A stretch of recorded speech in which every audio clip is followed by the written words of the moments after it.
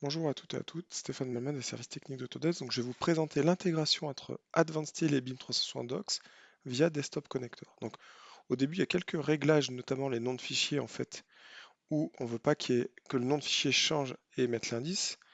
Donc, ici, je vais filtrer pour mes fichiers et sous révision, je vais enlever euh, l'indice de révision, en fait, ce qui fait que le nom de fichier ne va pas bouger. Voilà. De même, et après je vais recharger ces données sous Advanced Style, voilà. Donc ce qui se passe, c'est que après sur les plans de fab, les caractères crochets sont pas supportés par BIM 360. Donc dans la création de mes plans, je vais enlever en fait euh, les crochets.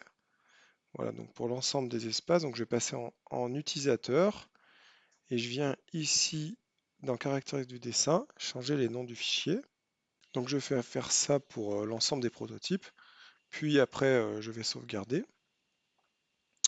Et donc une fois ces éléments effectués, je vais choisir dans mes plans de fab, non plus France, mais utilisateur.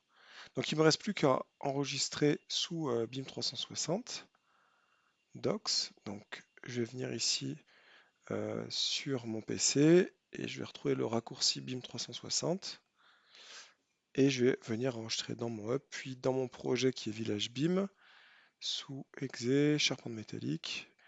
Donc pour illustrer, je vais faire une petite modification. Donc je vais déplacer un profilé et l'ensemble des profilés qui sont liés. Voilà. Je vais déplacer d'1 mètre. Voilà. Donc je vais enregistrer. Donc là, je travaille directement sous BIM 360 via Desktop Connector. Et donc l'idée, c'est qu'après, si je vais sous BIM 360, donc moi ou n'importe qui en fait, bien sûr, qui est invité sur le projet suivant ses droits d'accès, je vais tout de suite pouvoir voir qu'est-ce qui s'est passé entre les différentes versions d'enregistrement de mon fichier. Donc soit en 2D, comme on peut le voir là, je vais splitter, d'accord, pour avoir d'un côté la version finale et de l'autre côté la version initiale, voilà.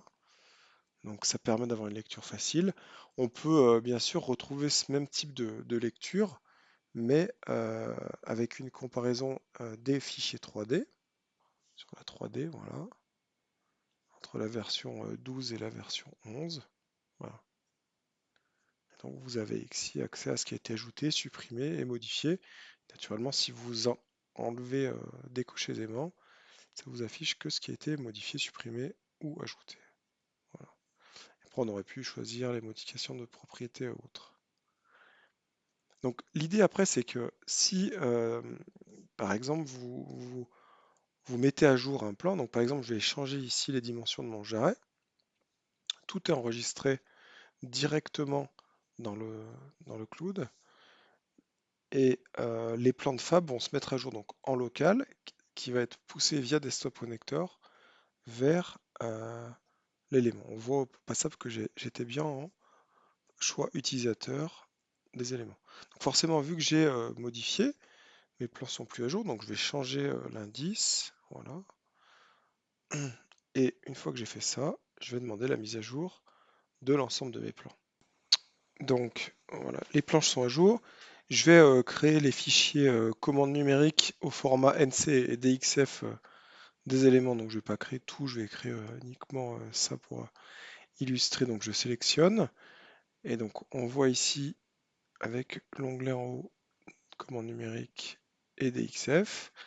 Donc ces plans vont venir dans l'interface bien sûr de Advanced Style et via Desktop Connector synchronisé avec le cloud.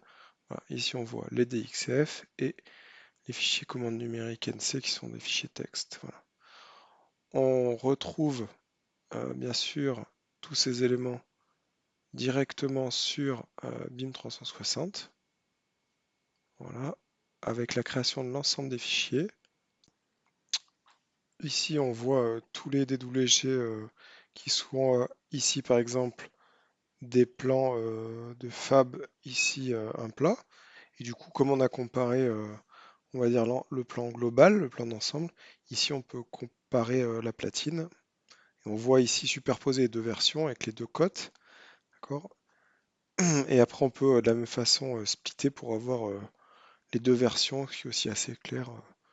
L'un étant bien et plus représentatif suivant les versions. Merci de votre attention. Donc, en plus de suivre ce blog Village BIM, vous pouvez également suivre Géospatial Made in France, ABCD Blog et Civil Made in France, les blogs de mes collègues. Bonne journée.